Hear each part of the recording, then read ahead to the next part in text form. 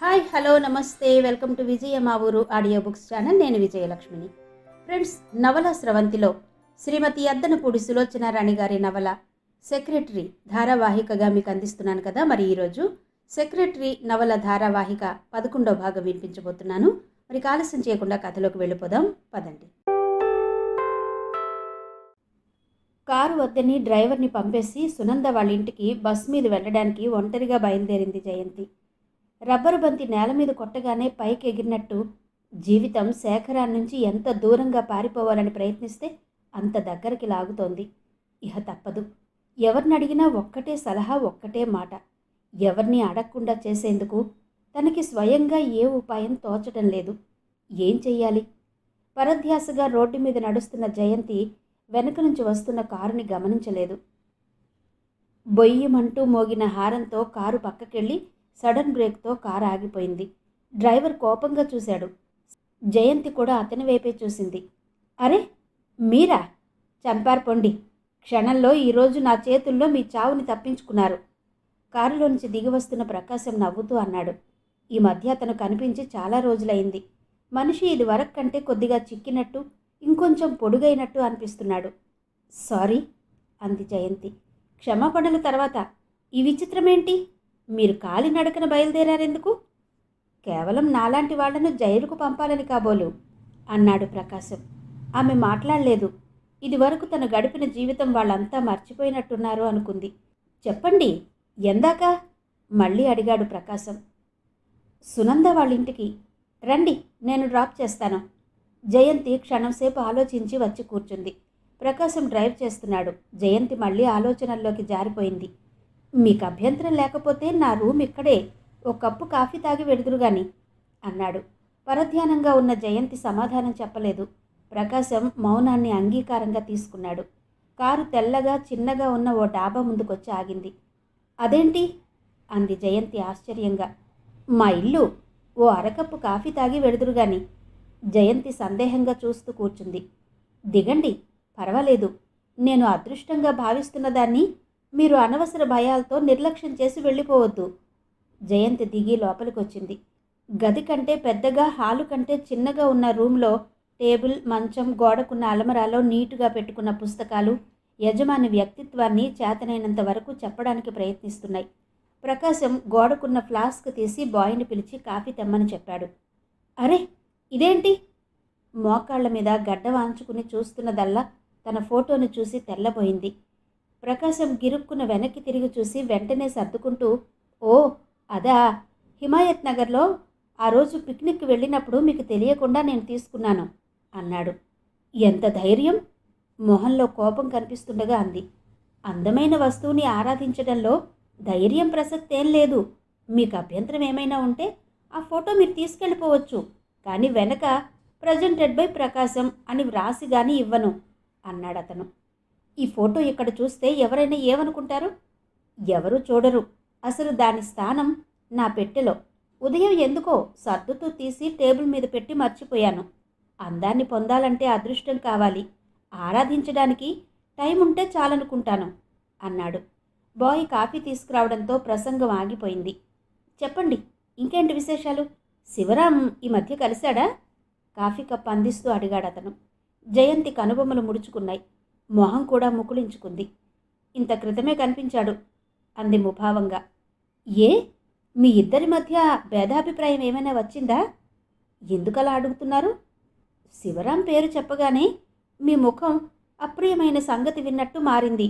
సహజంగా మీరిద్దరూ మంచి స్నేహితులని నాకు తెలుసు. జయంతి నిట్టూరుస్తూ, స్నేహానికి నిర్వచనం చెప్పగలరా అంది. నాకు తెలిసినంతవరకు మన స్థితిగతులతో ప్రమేయం లేకుండా అన్ని వేళలా మన మనసుని అర్థం చేసుకోగలిగిన, అవసరంలో ఆదుకోవడానికి సిద్ధపడే మనిషిని స్నేహితుడని చెప్పుకోవచ్చు.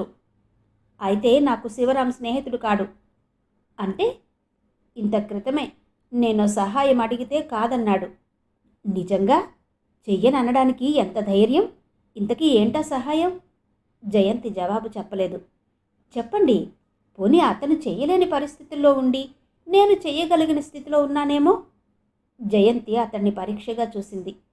చెప్పండి, భగవంతుడి సాక్షిగా చెప్తున్నా, నేను మీకు సహాయం చేయడంలో మీకేం ఆపద రాకుండా కూడా చూడగలను. ఈ ఊరి నుండి పంపేసి నన్నెక్కడైనా ఓ 10 రోజుల పాటు దాచి ఉంచగలరా? అంది జయంతి. ప్రకాశం తెల్లబోయినట్టు చూశాడు. ఎక్కడైనా సరే, కానీ నా ఉనికి ఎవరికీ తెలియకూడదు అందామె. అతను ఇంకా అలాగే చూస్తున్నాడు. ఎందుకు? ఏమైంది? అవన్నీ నేనిప్పుడు చెప్పలేను, తర్వాత మెల్లగా చెప్తాను. ఏం మాట్లాడరే? ప్రకాశం ఇప్పటికి తేరుకున్నాడు. మీరంతగా ఈ ఊరు నుంచి వెళ్ళిపోవాలనుకుంటే ఈ రాత్రి ట్రైన్కి మిమ్మల్ని బెంగుళూరు పంపించగలను అన్నాడతను. జయంతి క్షణంసేపు ఆలోచించింది. వెంటనే ఒక నిశ్చయానికి వచ్చేసినట్టు, దయ ఉంచి వెంటనే ఆ ప్రయత్నం చేయండి. ట్రైన్ ఎన్నింటికి ఉంది అంది. మీరు నిజంగానే చెబుతున్నారా? ప్రకాశం అనుమానంగా చూశాడు. నిజంగా, భగవంతుని సాక్షిగా చెబుతున్నా. కొద్ది రోజులు నేనెక్కడుంది, అసలు చచ్చిపోయింది బ్రతికి ఉంది కూడా ఎవ్వరికీ తెలియకూడదు, ముఖ్యంగా రేఖారాణి వాళ్ళకి. ప్రకాశానికి సగం అర్థమైంది. కారణమేంటో తెలియదు కానీ జయంతి రాజశేఖరం నుంచి పారిపోవాలనుకుంటుంది. అందుకే బహుశా శివరాం ఒప్పుకుని ఉండకపోవచ్చు. చెప్పండి, మీరు నన్ను దాచగలరా? దాచగలను. మళ్ళీ నిశ్శబ్దం ఏర్పడింది. కానీ నా దగ్గర డబ్బు లేదు అంది జయంతి. నాన్సెన్స్, డబ్బు గురించి కాదు, నా గురించా? నేనిది మనస్ఫూర్తిగా చెబుతున్నాను. మీరు నమ్మకపోతే నేను స్వయంగా వ్రాసి ఇమ్మంటే ఇస్తాను. ఇదంతా కేవలం నా ప్రోద్బలమేనని, ఇందులో మీకేం భాగం లేదని. థ్యాంక్స్, వద్దు, మీ మాట చాలు. ప్రకాశం టేబుల్ దగ్గరికి ట్రైన్ గైడ్ తీసి చూశాడు. 3:30కి ట్రైన్ ఉంది కాచిగూడ నుంచి. దానికి పంపే ఏర్పాటు చేయగలరా అంది. చేయగలను. చేతివాచి చూసుకుని, ఇంకా చాలా టైం ఉంది, నేనిప్పుడే బజార్కి వస్తాను అన్నాడు. బజారెందుకు? మీకు కావలసిన అవసరమైన సామాన్లు తీసుకొస్తాను. ఓ, జయంతికి ఏం చెప్పాలో తోచలేదు. త్వరగా వచ్చేస్తాను. ఈ లోపల మీరింకా బాగా ఆలోచించుకోండి. చివరి నిమిషంలో మీరు కాదన్నా నేనేమీ అనుకోను. ఈ క్షణం నుంచి నేను మీకు స్నేహితుణ్ణి అన్నాడు నవ్వుతూ. థ్యాంక్స్. ప్రకాశం వెళ్ళబోతూ క్షణమాగి, బై మీరేమీ అనుకోనంటే అని ఆగిపోయాడు. చెప్పండి. నేను గదికి బయట తాళం వేసి పెడతాను. సాయంత్రం కాబట్టి సహజంగా ఎవరైనా రావచ్చు. మిమ్మల్ని ఇలా ఒంటరిగా నా గదిలో చూస్తే. సరే సరే అంది జయంతి. ప్రకాశం బయట తాళం వేసి వెళ్ళిపోయాడు. ఏం చేస్తున్నాను? ఇది సరైందేనా? ఇందులో ప్రమాదమేం లేదు కదా అనిపించసాగింది మనసులో. కానీ ఇంతకంటే ఇంకో మార్గం లేదు. బెంగుళూరు వెళ్ళిపోతే అక్కడ ఏదైనా ఉద్యోగం చూసుకోవచ్చు. మెల్లగా సునందకి మాత్రం ఉత్తరం రాయొచ్చు అనుకుంది జయంతి. దాదాపు గంట అవుతుండగా ప్రకాశం తిరిగి వచ్చాడు. వెంట చాలా ప్యాకెట్లున్నాయి. తాళం తీసి లోపలికొస్తూ, చెప్పండి, అభిప్రాయం మార్చుకున్నారా అన్నాడు. లేదు లేదు, దృఢంగా తలూపింది. ఆల్ రైట్, మీరింకో కప్పు కాఫీ తాగేయండి. నేను ఈ లోపల ఇవన్నీ సర్దేస్తాను. ఇన్నున్నాయి? ఏంటివన్నీ సందేహంగా చూస్తూ అంది. ఆడవాళ్ళ అవసరాలంటే మాటలా? ప్రకాశం నవ్వాడు. ప్రకాశం వచ్చేటప్పుడే వెంట ట్యాక్సీ తీసుకొచ్చాడు. దానిలో కూర్చున్నారిద్దరు. టైంకే సరిగ్గా వెడుతున్నాం అన్నాడు చేతి వాచి చూసుకుంటూ. పోనీలేండి, మరీ మంచిది, తెలిసిన వాళ్ళెవరు చూడకుండా అంది జయంతి. మీరు కొంచెం పైట కొంగు తీసి తల చుట్టూ కప్పుకోండి, ఎందుకైనా మంచిది అన్నాడు స్టేషన్కి వస్తుండగా. జయంతి చటుక్కున పైట తీసి తల చుట్టూ కప్పుకుని కొంగు ముందుకు లాక్కుంది. బాగున్నారు. హిందీ సినిమాల్లో పేరు గుర్తుకు రావడం లేదు. ఒక హీరోయిన్. అదిగో ట్రైన్ వస్తోంది. జయంతి గబగబా నడిచింది. ట్రైన్లో కూర్చుంది. కదలడానికి ఇంకా కొద్ది నిమిషాల వ్యవధి ఉంది. జయంతి గుండెలు గబగబా కొట్టుకుంటున్నాయి. హఠాత్తుగా శేఖరం తిరిగొచ్చేస్తే, తనని ఎవరైనా చూస్తే. ట్రైన్ కదిలింది. ట్రైన్ కదిలిపోతోంది, మీరు దిగండి అంది తనకెదురుగా నిలబడి ఉన్న ప్రకాశంతో. అప్పటికే ట్రైన్ కదిలింది. దిగండి దిగండి ఆత్రంగా అంది. ప్రకాశం కంగారు పడలేదు, కదల్లేదు. ప్యాంటు జేబులో నుంచి సిగరెట్ తీసి వెలిగించుకుంటూ, నేను వస్తున్నాను. ముక్కు మొహం తెలియని సిటీకి మిమ్మల్ని ఒంటరిగా పంపడం నాకు ఇష్టం లేదు అన్నాడు. జయంతి కళ్ళు పెద్దవి చేసుకుని చూడసాగింది. భయపడకండి, మీకక్కడ అన్ని సదుపాయాలు చూసి తిరిగొచ్చేస్తాను అన్నాడు ఎదురుగుండా బెర్త్ మీద కూర్చుంటూ. ట్రైన్ పూర్తి వేగంతో చకచకా వెళ్ళిపోతోంది. వెనక్కి తల ఆంచి కూర్చున్న జయంతి బయటికి చూస్తోంది. గాఢాంధకారంలో అభాగ్యుల జీవితంలో ఆత్మీయుల్లా దూరంగా ఎక్కడో 1 అర నక్షత్రం మినుకు మినుకుమంటోంది. ఆ కాస్త కాంతి కూడా నిలవడం లేదు. ట్రైన్ పక్కకి తిరగడంలో, ముందుకు సాగడంలో ఒకసారి తళుక్కుమని వెంటనే మాయమవుతోంది. ఎంత టైం గడిచిందో స్పృహ లేదు. జయంతికి ఎదురుగా కూర్చుని ఉన్న ప్రకాశం లేచి కింద ఉన్న బెడ్డింగ్ లాగి పరవడం ప్రారంభించాడు. జయంతి కూర్చున్న సీటు మీద ఒక అరవావిడ, 10-12 ఏళ్ల చిన్నపిల్ల తప్ప ఇంకెవ్వరూ లేరు. ప్రకాశం పక్కన 3 మగవాళ్లున్నారు. చలేస్తోంది, తనలో తను అనుకుంటున్నట్టుగా అన్నాడు ప్రకాశం. అప్పటికే అతని శరీరం వణుకుతోంది. పళ్ళు పటపటలాడుతున్నాయి. బెడ్డింగ్లో నుంచి రగ్గొకటి యువతలకు లాగాడు. అయ్యో, అదేంటి అంత వణుకుతున్నారు? చలిజ్వరమా? జయంతి పక్కన కూర్చున్నావిడ అడిగింది. జయంతి మాట్లాడలేదు. ప్రకాశం రగ్గు తీసి ఒంటి నిండా కప్పుకుని ముడుచుకుపోయి కూర్చున్నాడు. అరే, అక్కడెలా కూర్చుంటారు? ఇటొచ్చి పడుకోండి, మేమటు కూర్చుంటాం సానుభూతిగా అంది అరవావిడ. అందరూ జయంతి వైపు ప్రకాశం వైపు మార్చి మార్చి ప్రశ్నార్థకంగా చూస్తున్నారు. రండి, పర్వాలేదు. అరవావిడ లేచి నిలబడ్డంతో అతను థ్యాంక్స్ చెప్పి జయంతి వైపు వచ్చాడు. తూలి పడబోయిన అతని పక్కనున్న ఒక అతను చెయ్యి ఊతవిచ్చి నిలబెట్టాడు. ప్రకాశం వచ్చి ఆమె బెర్త్ మీద పడుకున్నాడు. ఏం చేయడానికి తోచక, ఇంకెక్కడా కూర్చోడానికి స్థలం లేకపోవడంతో జయంతి లేచి నిలబడి చుట్టూ చూడసాగింది. ప్రకాశం చెయ్యి చాచి జయంతి చీర కొంగు పట్టుకుని, ఇక్కడ కూర్చో, నాకు గంటలో తగ్గిపోతుంది అన్నాడు. మరెక్కడా స్థలం లేకపోవడంతో ఆమెకు అతని పక్కన కూర్చోక తప్పలేదు. చూడు, జ్వరం కూడా ఉందా? ఆమె చేతిని తన నుదిటికి తాకించుకుంటూ అన్నాడు.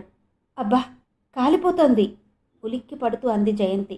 భయపడకు, ఈ మధ్య తరచుగా వస్తోంది అన్నాడు. అలాంటప్పుడు అసలు రాకుండా ఉండాల్సింది. నిన్ను ఒంటరిగా పంపే సాహసం లేకపోయింది జయంతి. ప్రకాశం నవ్వబోయాడు. కానీ చలిలో గగురు పొడుస్తున్న మొహం ఆ ప్రయత్నాన్ని పూర్తిగా విఫలం చేసింది. ప్రకాశం గంటలో తగ్గుతుందన్నాడు. 2-3 గంటలైనా తగ్గలేదు. చాలాసేపు అయిన తర్వాత నిద్రపోయాడు. జయంతికి మతిపోయినట్టు అనిపించసాగింది. ఏం చేస్తోంది తను?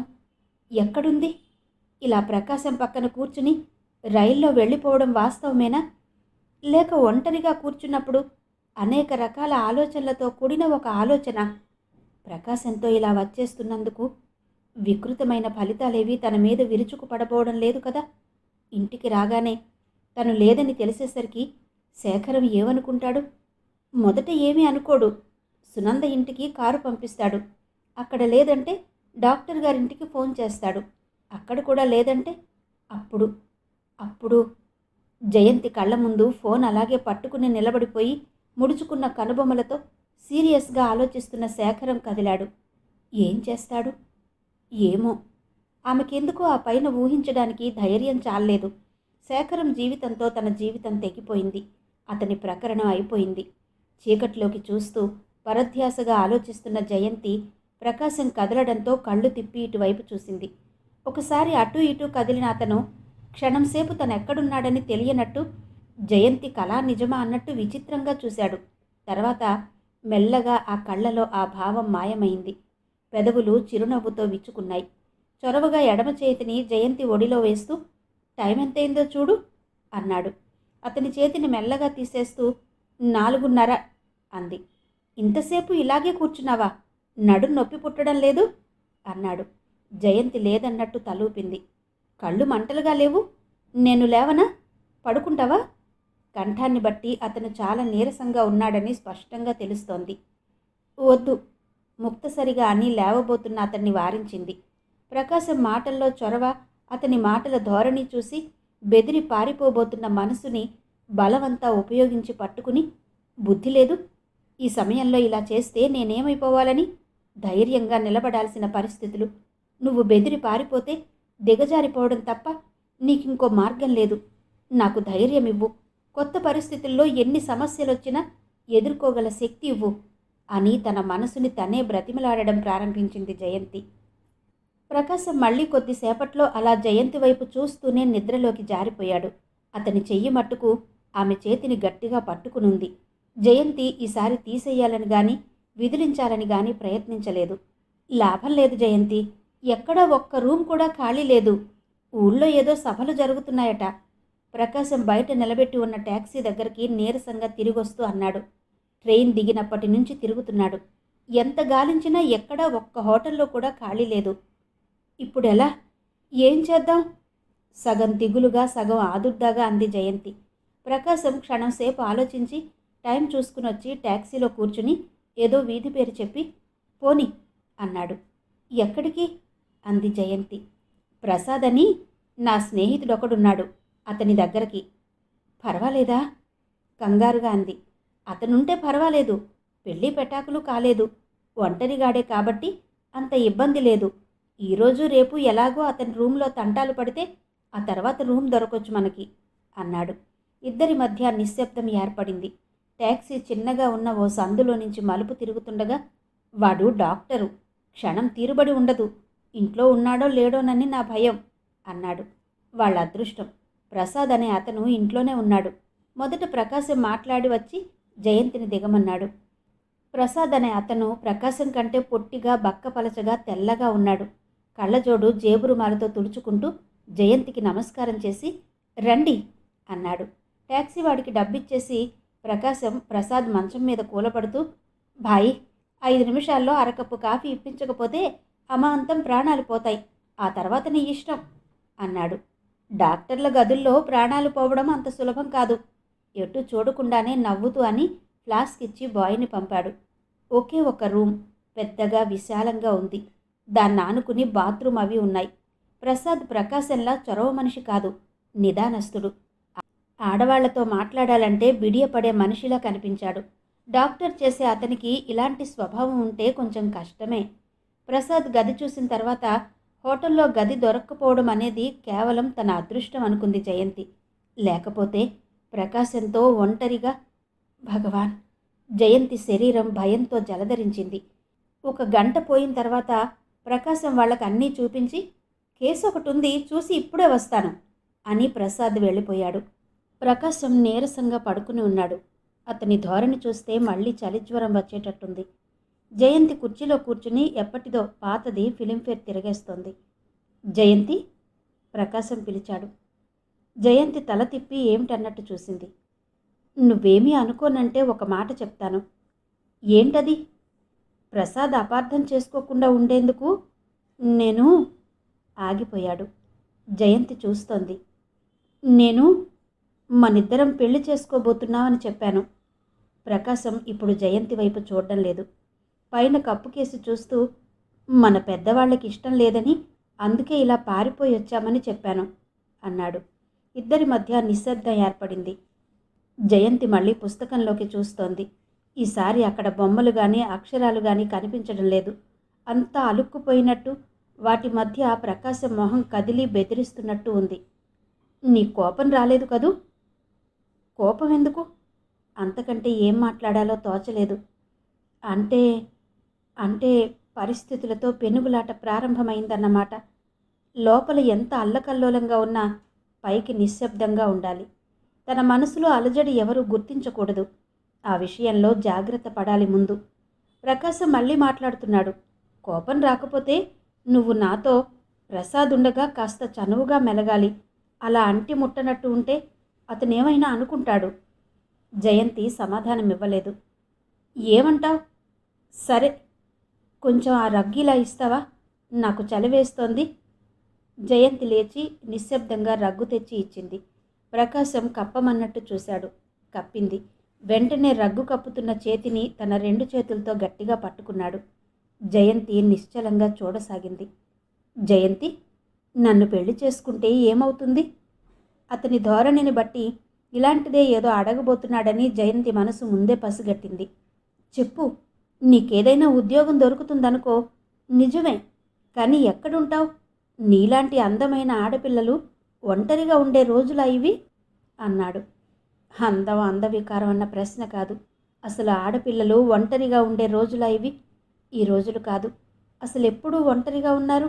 ఉంటే వాళ్ళ జీవితాలు ఈ మగవాళ్ల నుంచి భద్రంగా ఎప్పుడు గడిచాయి అనుకుంది జయంతి. ప్రకాశం జయంతి చేతిని పట్టుకుని దగ్గరకు లాక్కోవాలని చూస్తున్నాడు. జయంతి విదిలించుకోబోయే లోపలే వెనక తలుపు చప్పుడయింది. ఇద్దరూ వెనక్కి తిరిగి చూశారు. ప్రసాద్ లోపలికొచ్చాడు. అయినా వెంటనే ప్రకాశం జయంతి చేతిని వదలలేదు. తనే మెల్లగా విడిపించుకుని యువతలకొచ్చింది. సారీ బ్రదర్, ఇబ్బందిగా చూస్తూ అన్నాడు ప్రసాద్. పర్వాలేదులే, కళ్ళలో ఏ భావం కనబరచకుండా అన్నాడు. పడుకున్నావే? దగ్గరగా వస్తూ అడిగాడు. చలిగా ఉంది. కప్పుకుని పడుకున్న ప్రకాశాన్ని పరీక్ష చేసి ఏదో మందిచ్చాడు. జయంతికి ఆ రాత్రి నిద్ర పట్టలేదు. వెంటనే శేఖరానికి ఉత్తరం వ్రాసేయాలనిపించింది. కానీ వస్తాడా? ఇలా ఆవేశంతో వచ్చేసింది అంటే ఏమీ అనుకోడు. ఈ వార్త తెలియగానే రేఖారాణి, మిసెస్ కరుణాకరం ఎంత సంతోషిస్తారు. శేఖరం దగ్గరికి తను వెళ్ళలేదు. ఒకసారి తెంచుకుని వచ్చేసిన తర్వాత మళ్ళీ వెనక్కి వెళ్ళడం ఎలా? కొద్ది రోజులు గడిచిపోతే శేఖరం జీవితంతో రాజీపడి ప్రమీలని పెళ్లి చేసుకుంటాడు. తను రావడం మూలంగా చెల్లాచెదిరైపోయిందనే బాధ తనకి గాని అతనికి గాని ఎవరికీ ఉండదు. జయంతి కళ్ళు మంటలెక్కుతున్నాయి. మనసంతా బరువుగా ఉంది. ఆ రాత్రి కళ్ళ మీదికి కునుకన్న మాటే రాలేదు. తెల్లవారింది. ప్రసాద్ మందు ఫలితమో లేక రాత్రంతా బాగా నిద్రపోవడం వల్లనో ప్రకాశం హుషారుగా లేచాడు. స్నానం చేసి బట్టలేసుకుని బయటకు వెళ్ళబోతూ జయంతి దగ్గరకొచ్చి, ఈరోజు ఎక్కడైనా సరే మనకి గది సంపాదించుకుని గాని తిరిగి రాని చూడు అన్నాడు. ఇక్కడ బాగానే ఉందిగా, ఇప్పుడు తొందర దేనికి? భయం భయంగా అంది. ఎన్ని రోజులుంటాం? వాడికి ఇబ్బంది కదూ? ప్రాణ స్నేహితుడు, పర్వాలేదన్న మనిషి. ప్రకాశం వెళ్ళిపోయాడు. ప్రసాద్ కూడా వెళ్ళిపోయాడు. గదిలో ఒంటరిగా కూర్చున్న జయంతి భయంతో దిగులుతో కృంగిపోసాగింది. సాయంత్రం అవుతున్నా ప్రకాశం ఇంటికి రాలేదు. అంటే రూమ్ విషయం సాధించి తీరాలని పట్టుదలగా తిరుగుతున్నాడన్నమాట. ఈ రాత్రికి హోటల్కి వెళ్ళక తప్పదు. ప్రకాశంతో ఒంటరిగా గడపక తప్పదు. తనెంత బుద్ధి లేనిది, ఎంత పొరపాటు చేసింది. శేఖరానికి దూరంగా వెళ్ళిపోవాలనుకుంది గాని జీవితాన్ని కూలదోసుకోవాలని, ప్రకాశం లాంటి మనిషితో పరిచయం ఏర్పరచుకోవాలని గాని అనుకోలేదే. ఇప్పుడేం చేయడం? జయంతికి అప్పుడే కళ్ళు తెరిచినట్టు, ప్రపంచంలోని వ్యక్తులను గుర్తిస్తున్నట్టు అనిపించసాగింది. పోనీ ప్రసాద్తో సంగతంతా చెప్పేసి ఇక్కడుండనిమ్మని బ్రతిమిలాడితే ప్రకాశానికి కోపం రాదు. ఏం చెయ్యాలి? ఎటూ తోచడం లేదు. భయంతో మోగపోయిన మనసు ఆలోచించడం మానేసింది. ప్రసాదే ముందుగా వచ్చాడు.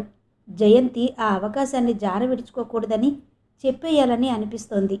కానీ ఏం చెప్పాలో, ఎలా మొదలు పెట్టాలో బొత్తిగా అర్థం కావడం లేదు. తడారిపోతున్న నాలుకని 2-3 సార్లు తడి చేసుకుంది. చివరికి ఎలాగో ధైర్యం తెచ్చుకుని, ఏవండి అంది. అది ప్రసాద్కి వినిపించిందో లేదో అన్నంత లోతుగా ఉంది. అప్పుడే స్నానం చేసి బట్టలు మార్చుకుని వచ్చిన ప్రసాద్ అద్దం ముందు నిలబడి తలదువ్వుకుంటున్నాడు.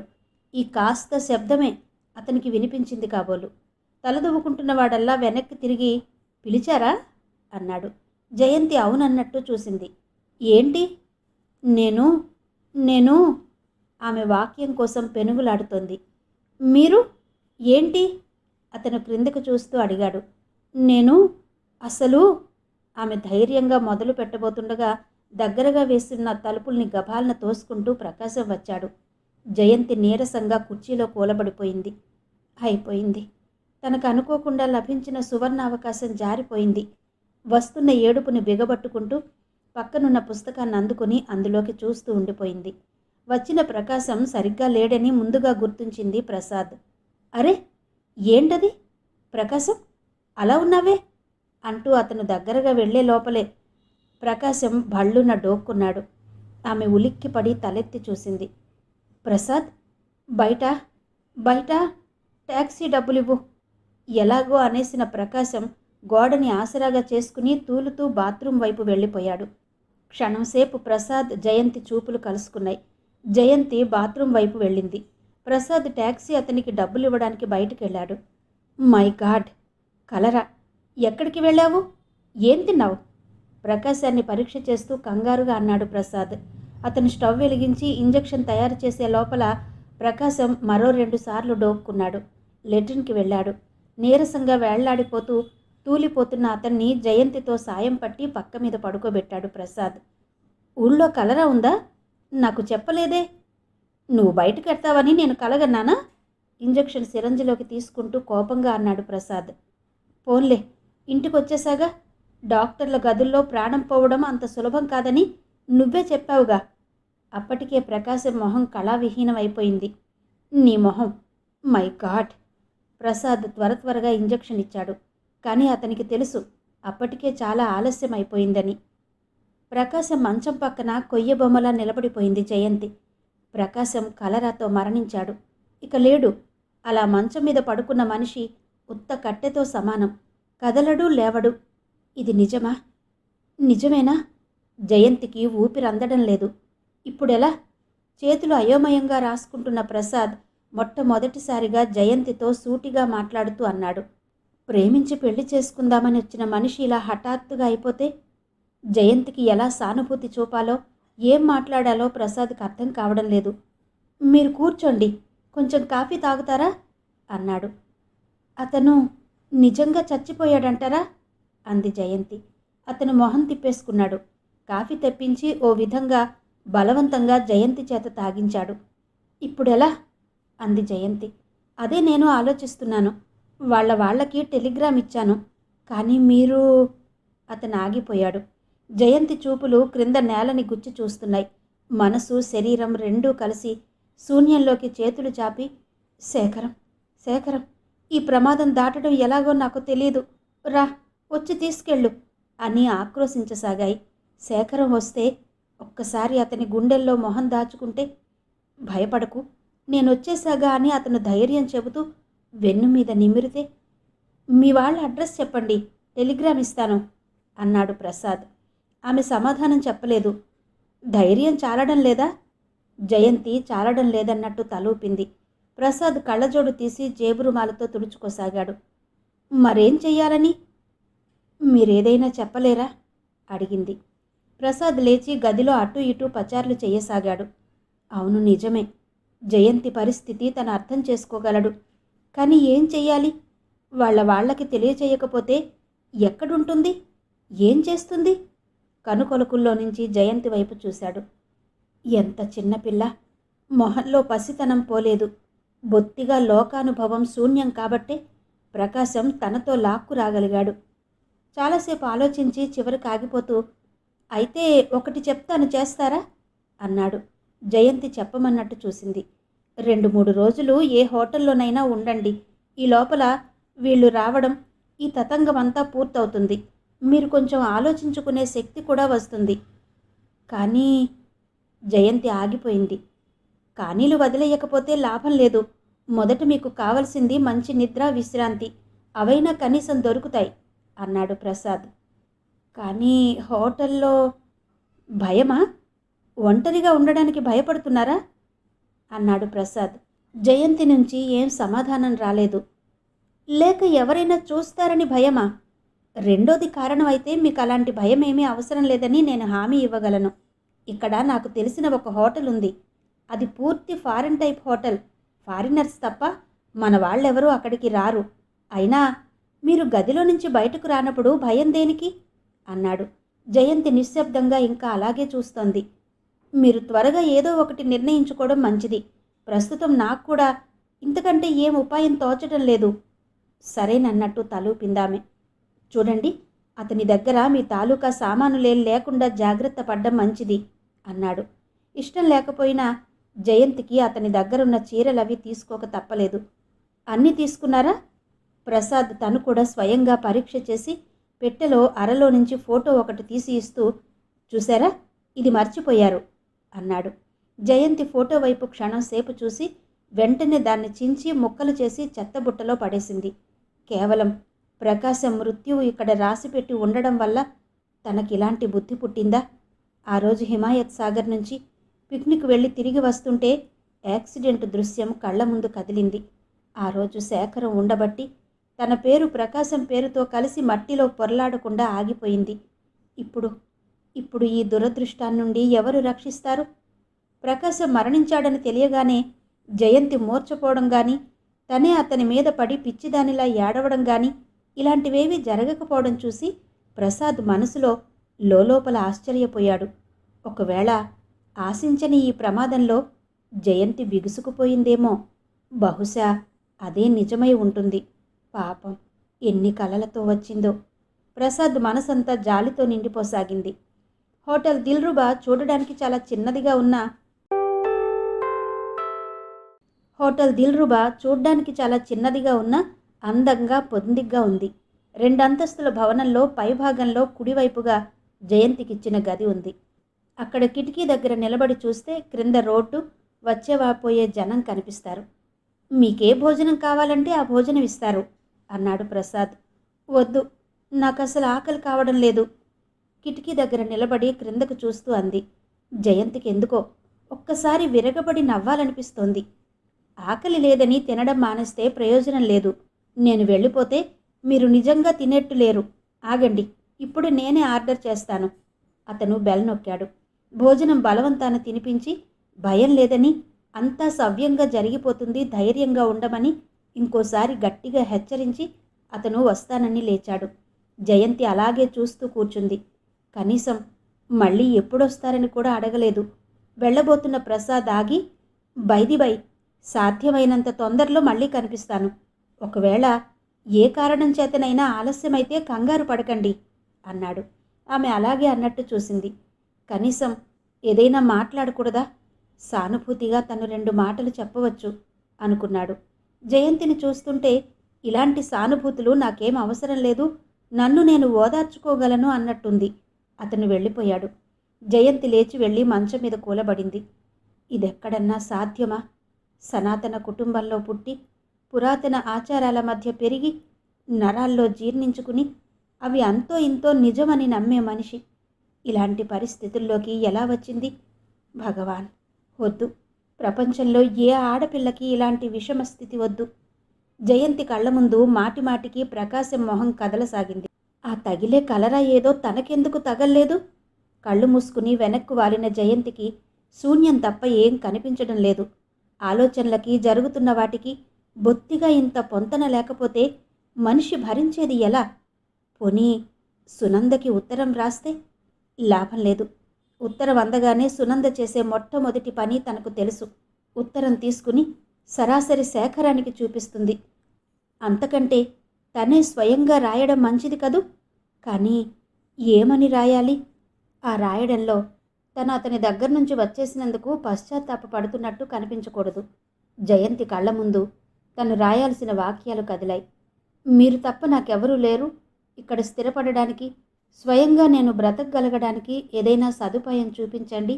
మీ దగ్గర నుంచి వచ్చేసినందుకు పొరపాటుగా కూడా బాధపడడం లేదు. మీకు నా మీద కోపమేమీ లేకపోతే ఇక్కడికి ఒకసారి రండి. లేకపోతే కనీసం నేనేం చెయ్యాలో జవాబు వ్రాయండి.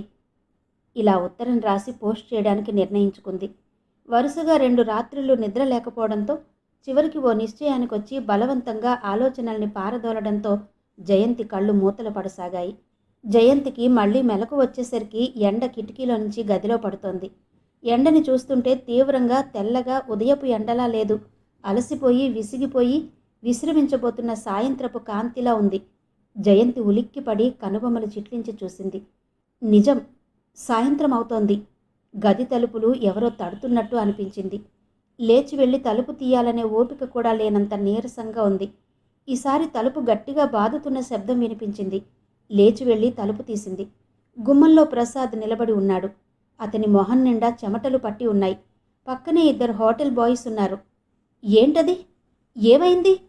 అయోమయంగా చూస్తూ అడిగింది.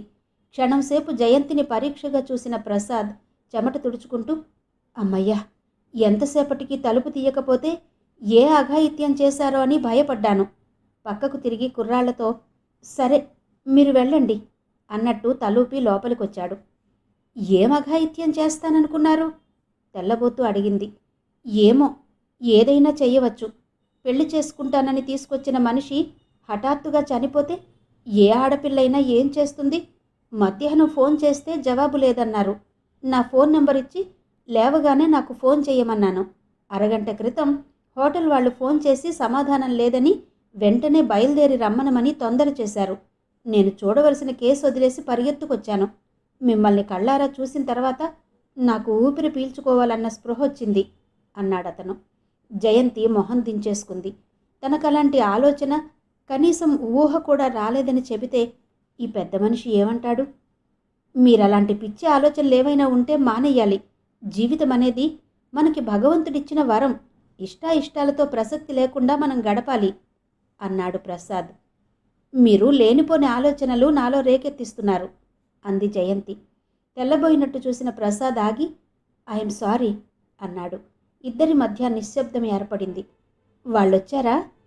వచ్చారు. ఎవరెవరు? తల్లి, అన్నగారు. వాళ్ళకి బెంగుళూరు ఎందుకొచ్చాడో ఎంతకీ అర్థం కావడం లేదు. ఇంకేమీ అనలేదా? ఏమంటారు? మీ సంగతేం చెప్పలేదు. నేను ఊరికే వచ్చానని చెప్పాడు అన్నాను. థ్యాంక్స్.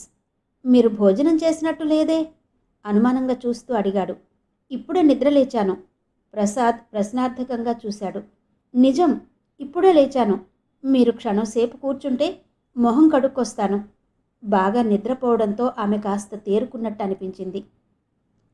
మర్నాడు మధ్యాహ్నం వచ్చినప్పుడు ఏం చేయడానికి నిశ్చయించుకున్నారు అన్నాడు ప్రసాద్.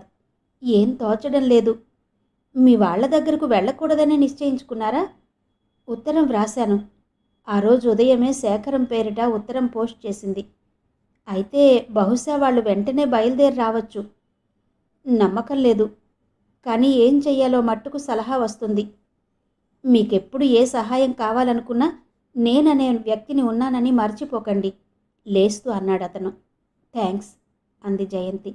4-5 రోజులు గడిచాయి. వారం కూడా గడిచిపోయింది.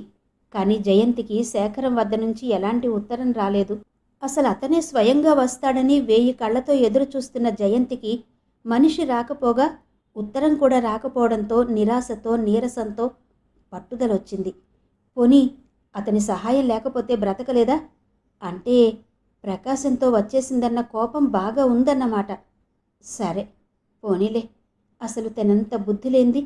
శేఖరం ఎవరు తనకి? తన మంచి చెడ్డలు చూడాల్సిన అవసరం అతనికేంటి? ఈరోజు కూడా ఏం ఉత్తరం రాలేదా అడిగాడు ప్రసాద్. జయంతి రాలేదన్నట్టు తలూపింది. మరేం చేయడం అడిగాడతను. అదే నాకు తోచడం లేదు. అతను క్రిందకి చూడసాగాడు. మీరు నాకేదైనా జాబ్ చూపించలేరు అడగలేక అడిగింది. జాబ్ని గురించి కాదు ప్రశ్న. కానీ మీరెక్కడుంటారు? ఒంటరిగా ఇలా ఉండడం మంచిదా అని. అంతా తర్వాత చూసుకోవచ్చు. ముందెక్కడైనా జాబ్ దొరికితే. నేను టైప్ చేయగలను. BA పాస్ అయ్యాను. కానీ ప్రస్తుతం నా దగ్గర సర్టిఫికేట్ లేదు దిగులుగా అంది. సరే నేను ట్రై చేస్తాను అన్నాడతను. థ్యాంక్స్. మీకు చాలా శ్రమ. అనుకోకుండా జయంతి కంఠం వణికింది. దాందే ఉందిలేండి. నా ద్వారా మీకేదైనా మంచి జరిగే అవకాశం నాకు దొరికితే నేను చాలా సంతోషిస్తాను. అతని మొహంలో ఎలాంటి భావం కనపరచకుండా నిర్లిప్తంగా అన్నాడు. ఆడపిల్లలు ఇల్లు వదిలి రాకూడదని అనడానికి నా జీవితం మంచి ఉదాహరణ అంది జయంతి. వయస్సు మహా చెడ్డది. స్వంత అనుభవాలు తప్ప ఎదుటివారి అనుభవాలని పాఠాలుగా తీసుకోదు అన్నాడతను నవ్వుతూ. ప్రసాద్ ఆమెను వెంటబెట్టుకుని వెళ్ళి ఉద్యోగాల కోసం ప్రయత్నం చేయసాగాడు. సోషల్ వెల్ఫేర్ డిపార్ట్మెంట్లో అతనికి తెలిసిన ఆవిడుంది.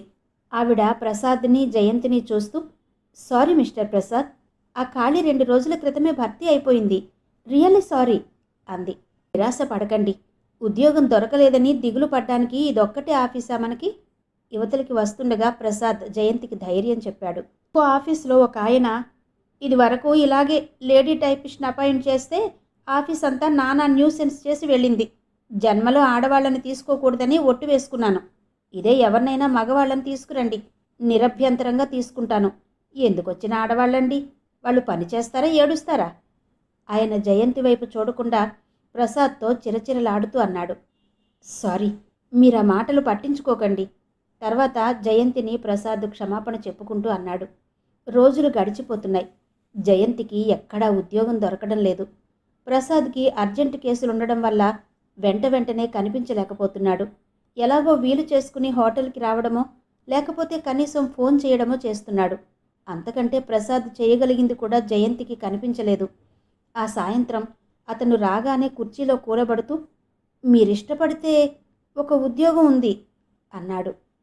ఉండగానే లాభం లేదు, దొరకాలిగా అంది జయంతి. ఉద్యోగం తప్పకుండా దొరుకుతుంది, ష్యూర్. కానీ మీరు ఒప్పుకుంటారా లేదా అనేదే సమస్య. ఐ మీన్ నాకు అనుమానం అన్నాడతను. అంటే చెప్పండి చూద్దాం అంది. మీ సంగతంతా మా అక్కకి ఉత్తరం రాశాను. జయంతి వింటూ కూర్చుంది. ఇలా జాబ్ దొరకలేదని, నాకేం చెయ్యాలో తోచడం లేదని, మీరు చాలా దిగులుగా ఉన్నారని, అది నేను భరించలేకుండా ఉన్నానని. ప్రసాద్ని మొదట చూసి అంతగా మాట్లాడే స్వభావం కాదు అనుకుంది తను. కానీ ఎంత పొరపాటు! చనువు లభిస్తే అందరికంటే ఎక్కువే మాట్లాడతాడు. కానీ మాటలన్నీ ఆత్మీయంగా ఉంటాయి. అది విశేషం అతనిలో. నే చెప్పేది వింటున్నారా? అనుమానంగా అడిగాడు. శ్రద్ధగా అంది జయంతి. అప్పుడు మా అక్క ఏమని జవాబు రాసిందో తెలుసా? పెళ్లి చేసుకోమని రాయలేదు కదా. జయంతి భయపడింది. ఆ భయం దాచుకోవడానికి వెంటనే, నా ఉద్యోగానికి మీ అక్కకి సంబంధం కనిపించటం లేదు అంది. ఆగండి, పూర్తిగా వినండి. చెప్పండి. మా అక్క విడో. భర్త కారు యాక్సిడెంట్లో పోయారు. 2 పిల్లలున్నారు. అది కాకుండా మా నాన్నగారు కూడా అక్క దగ్గరే ఉంటారు. ఏడాది అయిపోయింది ఆయనకి పక్షవాతం వచ్చి మంచంలో ఉండబట్టి. మీ సంగతంతా మా అక్కకి రాస్తే ఇదిగో చూడండి జవాబేం రాసిందో. మీరు చెప్పండి. ఇతరుల ఉత్తరాలు చదవడం నాకు అలవాట్లేదు. ఇది మీదే. ఇందులో విషయమంతా మీ గురించే. ఇతరులదెలా అవుతుంది? జయంతి ఉత్తరం తీసుకుని చూసింది. చిరంజీవి ప్రసాద్కి నా ఆశీర్వచనములు. నీ ఉత్తరం అందింది. ఆ అమ్మాయిని నా దగ్గరికి పంపించేయి. నాకింట్లో మనిషి చాలా అవసరం. ఎక్కువ రాసేందుకు నాకు టైం లేదు. ఆశీర్వచనములతో అక్క. 2-3 సార్లు చదవగానే ఆమె మొహం ఎర్రబడింది. తెలిసిందిలేండి. దయాధర్మంగా ఇంట్లో ఉంచుకుంటారా? ఉత్తరం తిరిగిచ్చేస్తూ అంది. అతను అర్థం కానట్టు చూశాడు. ఆ ఇంట్లో నాకేం పనుంటుంది? పనిలేని చోటికి నేనెలా వెడతాను? మీరు చాలా పొరపాటు పడుతున్నారు. పని లేకపోవడమేంటి? ఊపిరాడనంతా. మర్చిపోయాను. మీకు మా అక్క డాక్టర్ అని చెప్పలేదు కదూ. ఆమెకు ప్రాక్టీస్తో క్షణం తీరుబడి ఉండదు. ఊళ్ళో ఉన్న ఆడవాళ్ల క్లబ్లన్నిటికీ ఆమెతో పనుంటుంది. పైగా మంచంలో నుంచి లేవలేని నాన్నగారు. ఒక్క మాటలో చెప్పాలంటే ఇల్లంతా మీరు చూసుకోవాలి. దానికి మా అక్క తిండి బట్ట ఇచ్చి జీతం ఇస్తుంది. అసలు ఇలా సెక్రటరీగా ఎవరినైనా ఉంచుకోవాలని ఎన్నాళ్ల నుంచో దానికుంది. సెక్రటరీనా? ఉలిక్కి పడుతూ అంది ఆమె. లేకపోతే ఇంకేంటనుకున్నారు? ఇంట్లో వంట మనిషి, నౌకర్లున్నారు. వాళ్ళు దుబారా చెయ్యకుండా చూడాలి. ఇంకా ఏవేవో చాలా ఉన్నాయి. ఇంట్లో ఎవరెవరుంటారు? మళ్ళీ చెప్పండి. మా అక్క, 2 పిల్లలు, మా నాన్నగారు, ఒక వంట మనిషి, 2 నౌకర్లు. నేను చెయ్యాల్సిన పనేంటి? ప్రసాద్ మరోసారి చెప్పాడు. ఇంతకీ మీ అక్క ఎక్కడుంటారో చెప్పలేదు. మెడ్రాస్లో. మెడ్రాస్లోనా? అవును. ఏ? మీకు తెలిసిన వాళ్ళెవరైనా ఉన్నారా? జయంతి లేదన్నట్టు తలూపింది. మీకింకో అవకాశం కూడా ఉంది. కొద్ది రోజులు అక్క దగ్గర చూడండి. నచ్చకపోతే వెళ్ళిపోవచ్చు.